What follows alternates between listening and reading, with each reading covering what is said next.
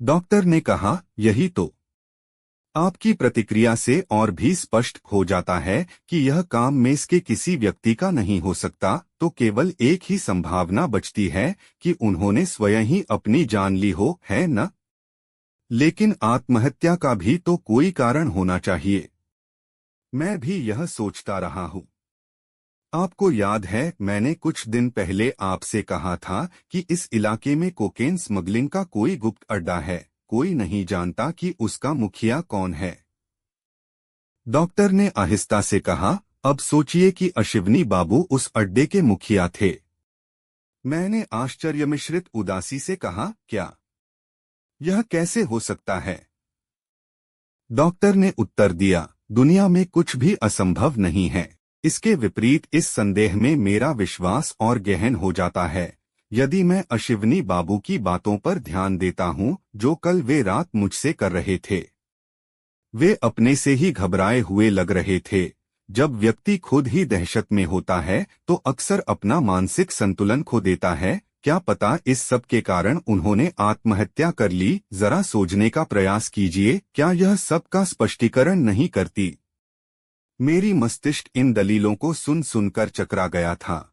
इसलिए मैंने कहा, मैं नहीं जानता अनुकूल बाबू, मैं इन सब बातों से कुछ भी समझ नहीं पा रहा हूँ। मेरे विचार से आपको अपने संदेहों की चर्चा पुलिस से करनी चाहिए। डॉक्टर उठकर बोले, मैं कल करूँगा। जब तक मामला सुलझ नहीं जाता मुझे चैन नहीं मिलेगा। उसके बाद 2-3 दिन गुजर गए। इस दौरान बार बार पुलिस और सीआईडी के विभिन्न अफसरों के आने और बार बार पूछताछ करने से हम लोगों के पहले ही से चल रहे परेशान दिनों ने जीवन ही दूभर कर दिया।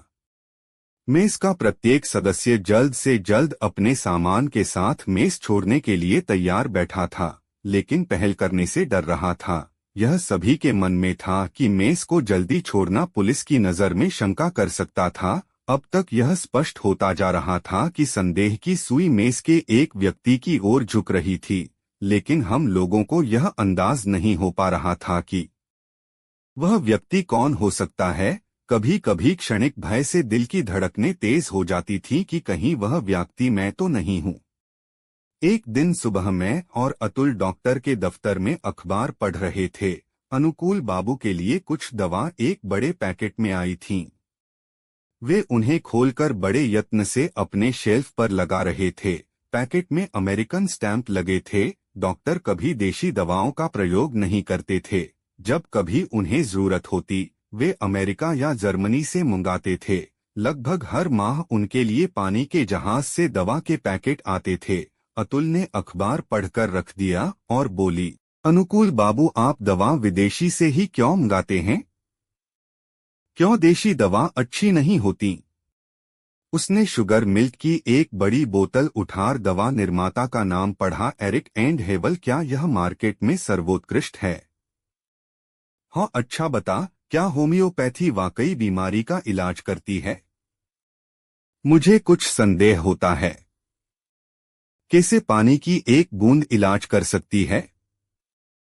डॉक्टर ने मुस्कुराकर रह गए कहा, तो क्या मैं समझूं कि सब लोग जो दवा लेने आते हैं बीमारी का नाटक करते हैं? अतुल ने उत्तर दिया, संभवतः इलाज प्राकृतिक रूप से होता है, किंतु उसका श्रेय दवा को दिया जाता है। विश्वास अपने आप में ही इलाज है। डॉक्टर केवल मुस्कुराकर रह गए। उन्होंने कोई जवाब नहीं दिया। कुछ देर बाद उन्होंने प्रश्न किया, अखबार में हमारे इस घर का कहीं नाम आया है? नाम है। मैंने जोर पढ़ना शुरू किया। श्री अश्विनी चौधरी की दुर्भाग्यपूर्ण हत्या रहस्य अभी तक पता नहीं लग पाया है। अब सीआईडी ने केस को अपने जिस्म ले लिया है। बताया जाता है कि कुछ तथ्यों का पता चला है। अनुसार है कि अपराधी को जल्दी ही पकड़ लिया जाएगा। मेरी जूती, यह लोग जब तक चाहें उम्मीद की आस लगाए बैठे रहें।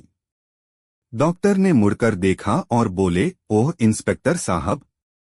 इंस्पेक्टर ने कमरे में प्रवेश किया। पीछे पीछे 2 सिपाही थे। वही पुराना इंस्पेक्टर था। बिना किसी बातचीत के वह सीधे अतुल के पास गया और बोला,